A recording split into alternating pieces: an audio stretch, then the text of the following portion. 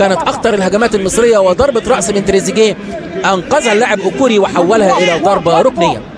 ضربه ركنيه في الشوط الثاني لمنتخب مصر. يلعبها احمد سمير على ايمن قريب، يخطئ الحارس جونو عثمان ولكن يشتت الدفاع النيجيري. صالح جمعه لاحمد سمير بالكعب، حلوه يا ولد لصالح جمعه. يلا العرضيه يا صالح، ادي العرضيه جوه ال 18 ودي ضربه الراس. هدف اول للمنتخب المصري، هدف اول للمنتخب المصري. محمود عبد المنعم كهربا يفعلها في هذه الاثناء ويسجل اول الاهداف المصريه لتصبح النتيجه 1-0.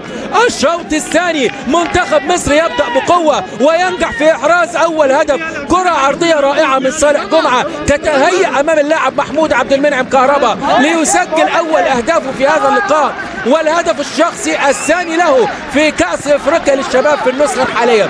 كهربا يسجل اول اهداف مصر في هذا اللقاء. نتابع الاعادة. هذه ضربة الرأس من على الايمن قريب من البديل اللي لسه نازل عمر بسام، تتهيأ لمحمود عبد المنعم كهربا الذي لم يتوانى في ان يضع الكرة داخل الشباك لتنطلق الفرحة المصرية الاولى ويتقدم منتخب مصر بهدف لا شيء. شباب الفراعنة يتقدمون الان 1-0 لمنتخب مصر، والهدف عن طريق محمود عبد المنعم كهربا.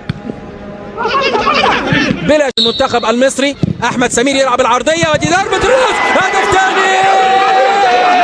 الله على ده هدف، الله على ده هدف. لسه في حلاوه كده، لسه في جمال كده. ايه يا عم كهربا ده اللي انت عملته ده؟ الهدف الثاني للمنتخب المصري عن طريق نفس اللاعب محمود عبد المنعم كهربا. افرح يا كهربا، غني يا كهربا، هيس يا كهربا، حقك يا كهربا. 2-0 الان للمنتخب المصري. احمد سمير والكره العرضيه النموذجيه من على القائم البعيد وحسب الميعاد يقابلها محمود عبد المنعم كهربا بضربه راس الى داخل الشباك، معلنا عن الهدف الثاني للمنتخب المصري لتصبح النتيجه 2-0. مصر تضع القدم الاولى في المباراه النهائيه لكأس افريقيا للشباب. باذن الله نعدي الدقائق المتبقيه على الخير ونتأهل للمباراه النهائيه. ادي محمود عبد المنعم الكهربا هو عريس هذا اللقاء، هو صاحب الهدفين.